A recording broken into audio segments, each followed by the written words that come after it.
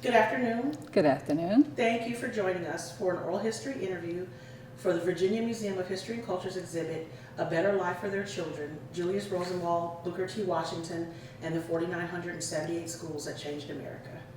My name is Tanya Meredith, the oral historian.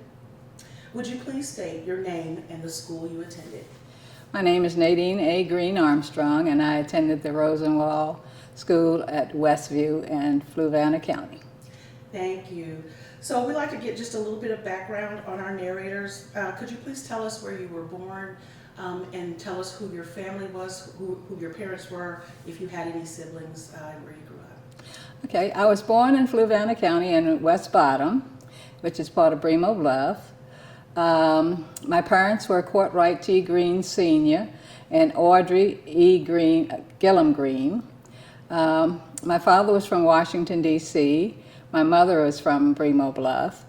And my siblings are Courtwright T. Green Jr., Vernon Orlando Green Sr., myself, and Althea Green, Cornell Green, and Michael Green. Thank you. Could you please tell us what memories you have of growing up in the area? Oh, gee. I remember as a child, pretty much maybe about 3 years old, being able, running around in the yard at the house, my grandmother's home. It was a two-story home, and we always came there when my dad was going away in the military. As a child, I was able to just go out and play in the yard. We had chickens and, and cats, dogs, and stuff like that. It was sort of a farm. Had a garden. My grandmother had a garden. Tomatoes, potatoes, corn, stuff like that. And we just had fun just running around and playing in the yard. We had woodpile, had a couple of horses, Dan and Margaret, and it was just mainly my siblings, because at that time, at the age we were, we couldn't go anywhere other than the school, which was across the street. But we weren't allowed to go over there because we were too young. So we mostly just stayed at home and played, with each other, had fun playing with each other. And of course, being kids, we were always into something, The chickens, we had a chicken house. We were always picking after the chickens.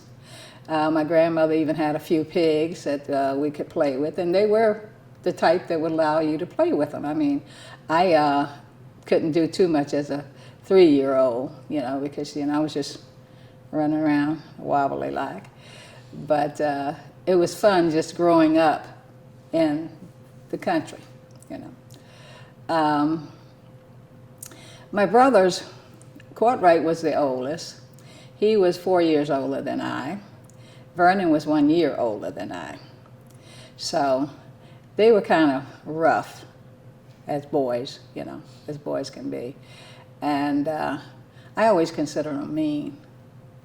But I guess being the only girl, and they wanted to do things that I wanted to do, but I couldn't do because I was smaller, So, and they wouldn't let me for the most part.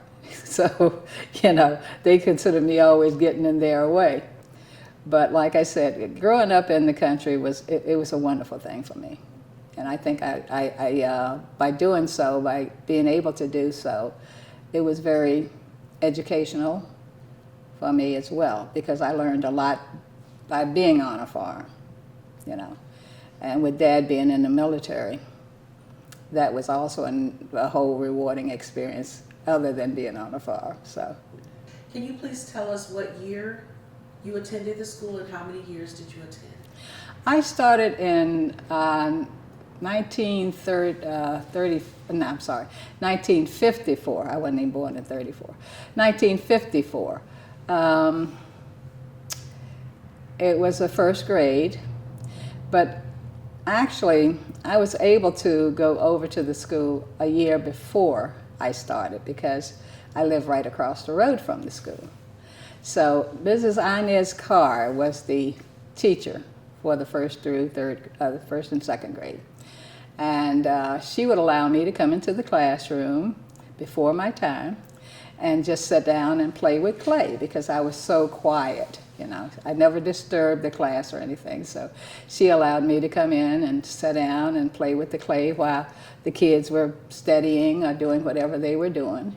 And occasionally, of course, she would also make me learn along with the students.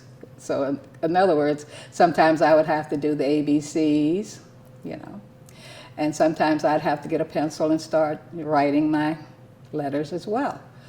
But it was very neat because I enjoyed going over there. It wasn't something I had to do. It was something I wanted to do, and she allowed me to do it. Now, when I started in 1954, it was a whole different story because I had to go to school, which means every morning I had to get up, get dressed, and go to school. Now, each morning we started off with the Pledge of Allegiance to the flag. And then we would either start with our ABCs or we would do arithmetic. We had arithmetic, we had writing, and we then would do, we had a blackboard that was in the middle of the class. There were 2 classrooms with this school, 2 classrooms, and then there was a third part of the school. The principal was Mrs. Magdy, Frances Magdy, and I think it was 3rd and 4th grade was Mrs.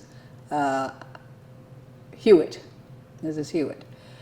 And my class with Ms. Carr, we would do our first lessons. We had 2 lessons in the beginning. Then we would have either lunch break or recess, And for recess, we would go outside and play. We had different games like Red Rover, and jump rope, and there were different things. You could hopscotch, And then there was the wood pile. We had a wood pile in the back of the school. It was a big wooden house that had wood in it, because the only heat we had in the school was wood heat. So we would go back to the wood house where we weren't supposed to go, but you know how kids are. We would go back to the wood pile and play. We'd play hide and seek down there in the wood pile. And that was a good place to play because you could hide in different places and hard to find you. So we would go back to the wood pile and play hide and seek back there. And we had our recess, and recess lasted for maybe 30 minutes or so. And then we would come back and have lunch. And lunch, you had to bring your own lunch for the most part. We had, your paper bag with, most of the time you have peanut butter and jelly or Spam or something like that, And you'd have your lunch hour, eat your lunch, and after lunch, you'd have your nap time. So you got a nap time and you take your little nap, and I think nap lasted maybe about a half an hour.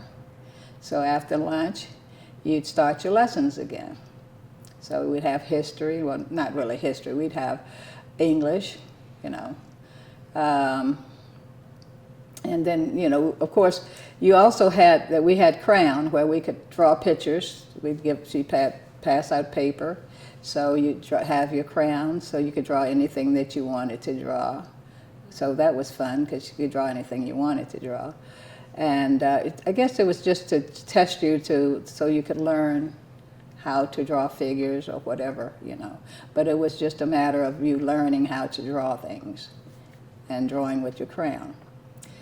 And the classroom, you had many things. I mean, there were different things in the classroom. You had your pencils, you had your pencil sharpeners, erasers, like I said, the crayons, glue, because sometimes we would cut figures out of, with the paper. You had your scissors to cut figures, and you could glue hats and make you a little hat to put on your figures and stuff like that. So there were different activities that you could do. There's a lot of things to keep you busy. And that was the main thing, keeping you busy and teaching you. Because the main thing with me was that 1, 2, 3 and ABC.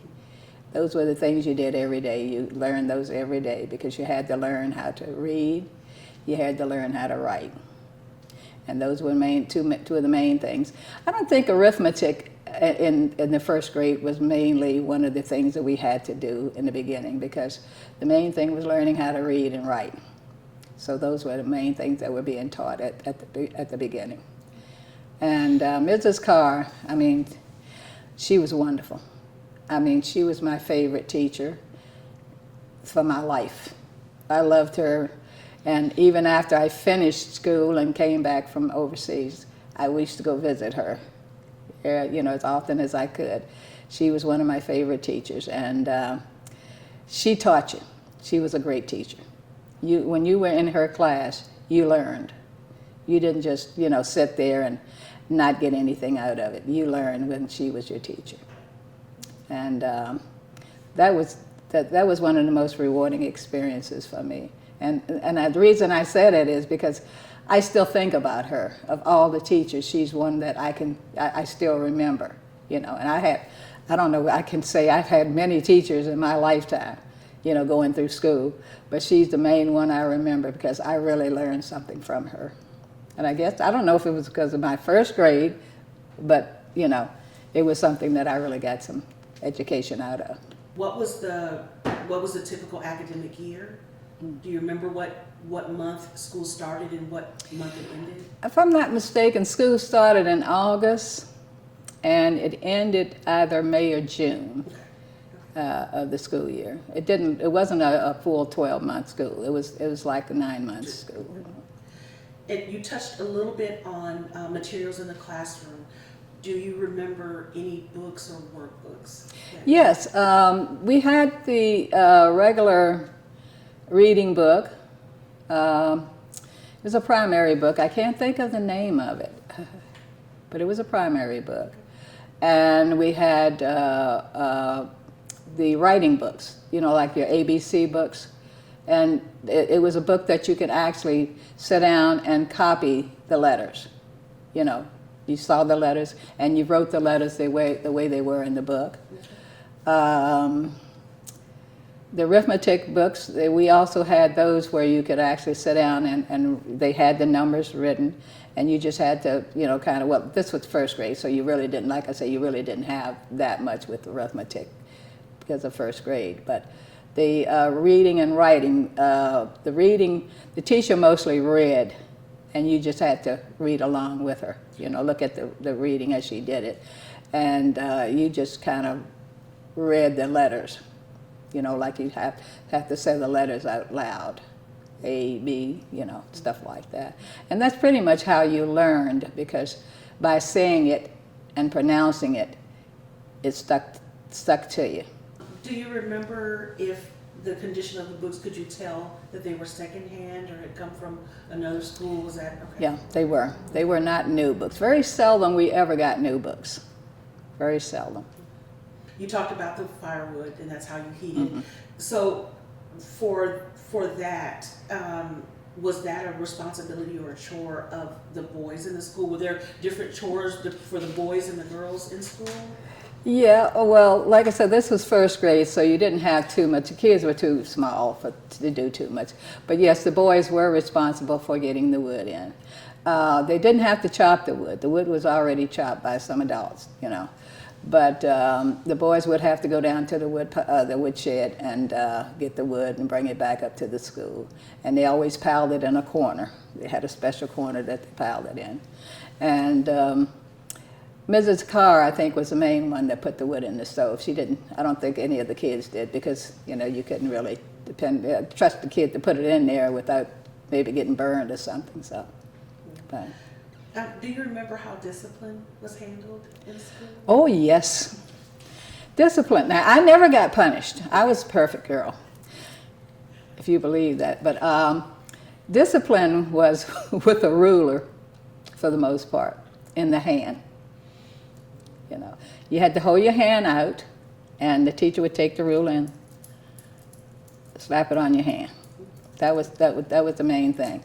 Now, of course, if you really did something bad, you'd have to go stand in the corner too, and you had to keep your face turned to the wall. And I don't know how long you had to stand there, because it depended on how severe the punishment would be, but whatever you did, it depended on how severe that was. But those were pretty much the discipline.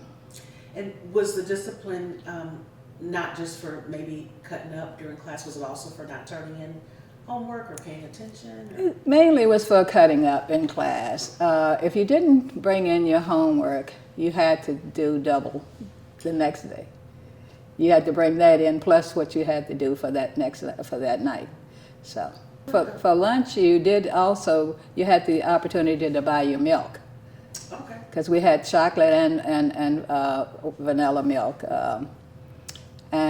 Chocolate milk, I used to like the chocolate milk, and I used to like it frozen. Sometimes it would be frozen.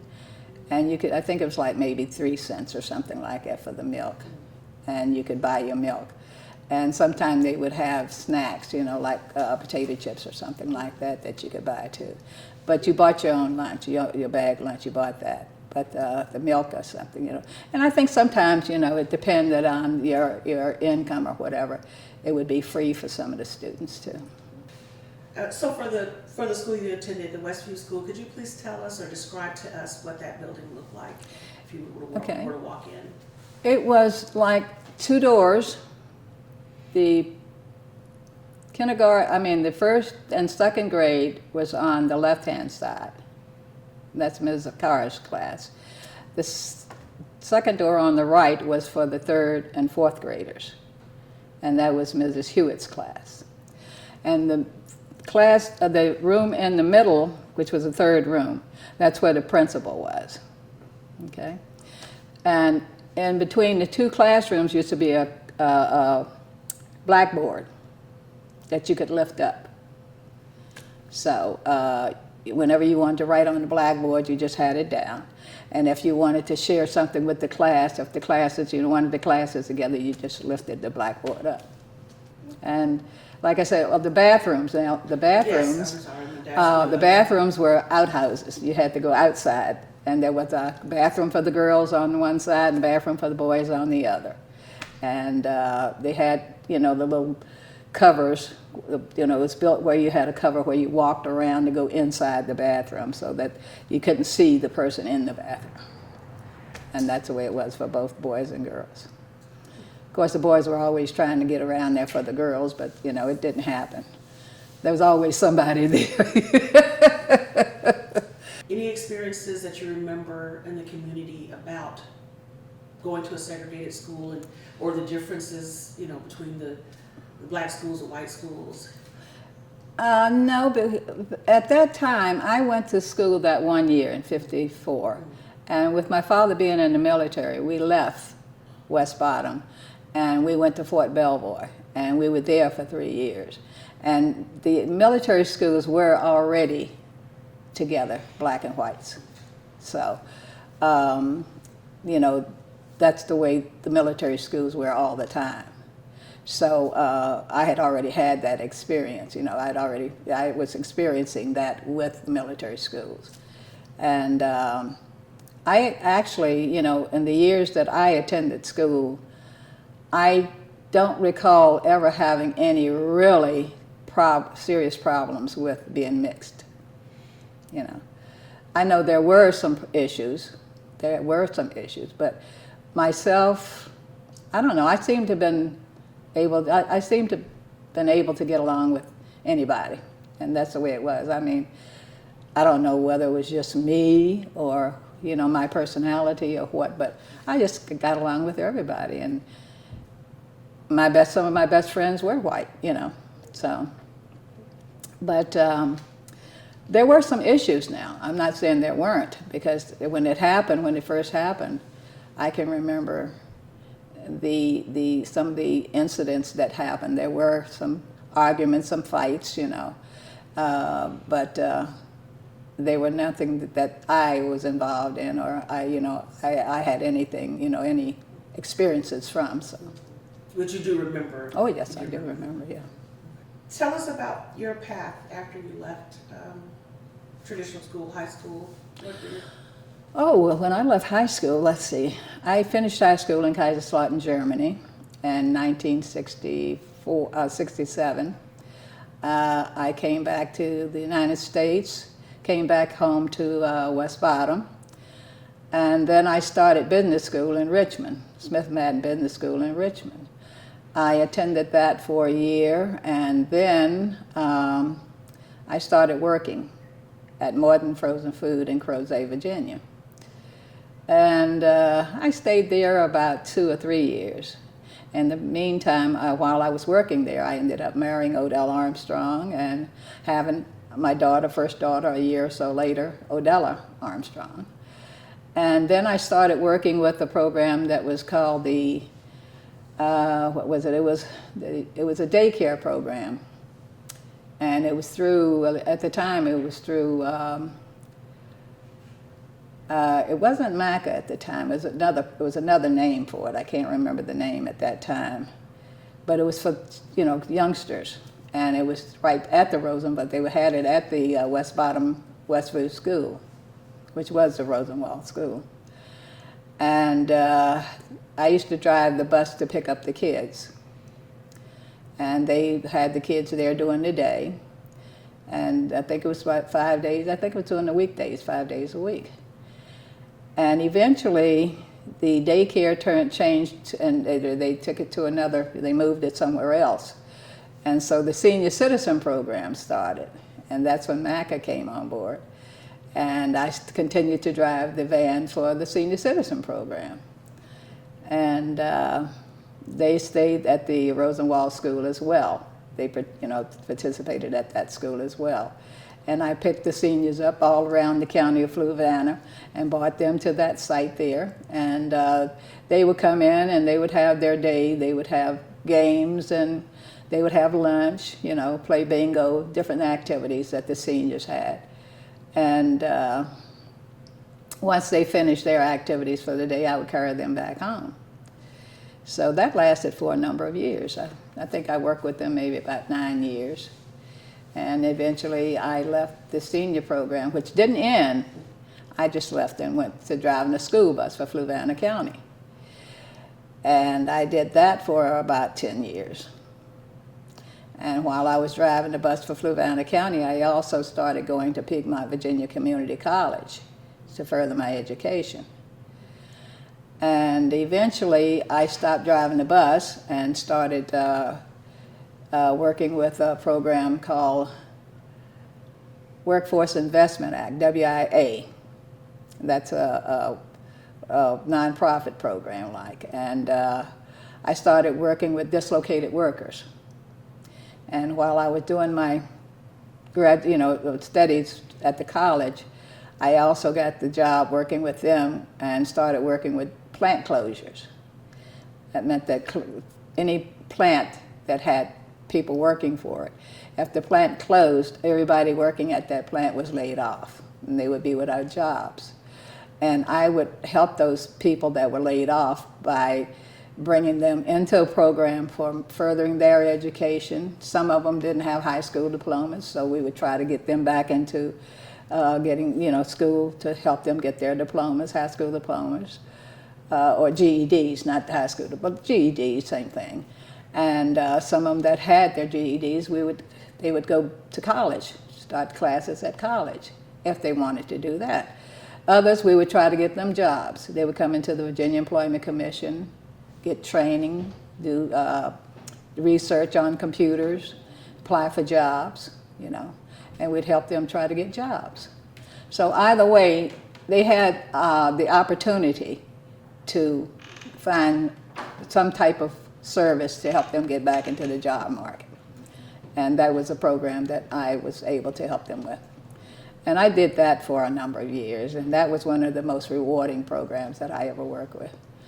And I did that, like I said, for a number of years, and I don't know how many plant closures I actually work with, but every plant that closed in the Charlottesville and surrounding areas like Louisa, Fluvanna, all of the surrounding Gordonsville, all of the surrounding areas, every plant that closed, I work with.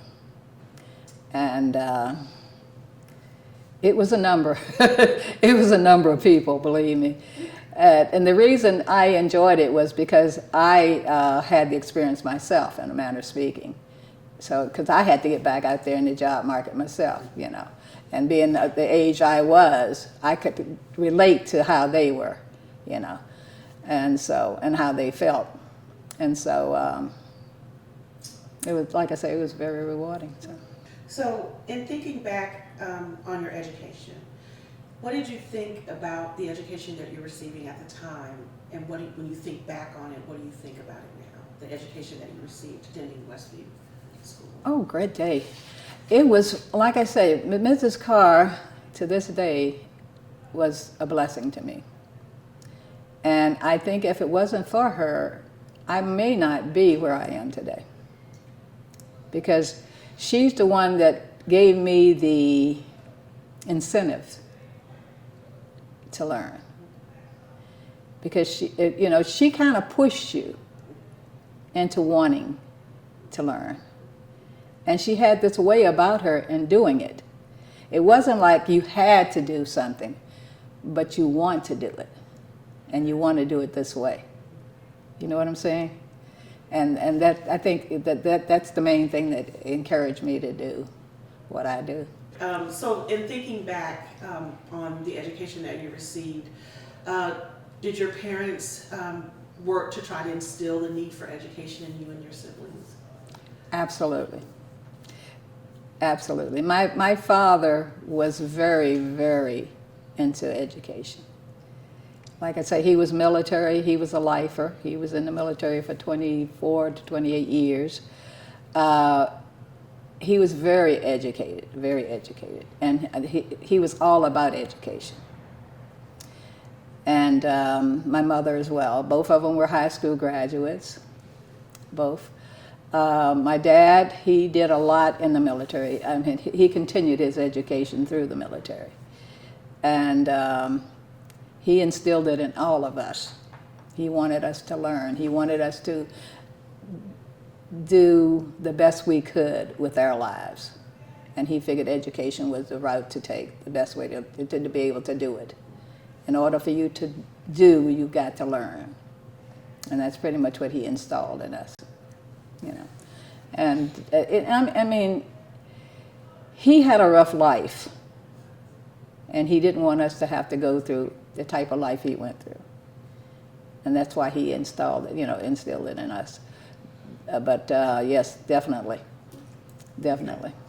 What do you think of the efforts right now to collect the memories and legacies of the students who attended the Rosenwald, Washington schools and the restoration efforts going on right now? I love it. I think you guys should be rewarded in a big way, because it's something that should have been done a long time ago, because the schools that have been lost shouldn't have been lost.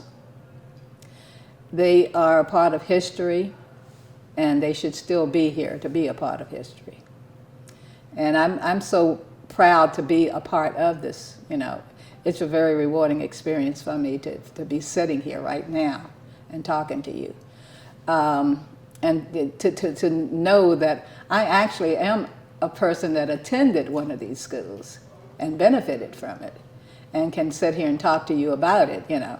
And knowing that something is now being done to make these schools known to the public. And it's just great. I'm thankful that you guys are doing this. And it's very rewarding. And hopefully it will get out there and more people will, you know, benefit from it, because there's still a lot of students that are living today that don't even know anything about it, you know. And hopefully, you know, once they find out about it, they will be rewarded as well, because it's great. It's great. You guys ought to be very, very, very rewarded and thanked. And I thank you today for what you're doing. Thank you.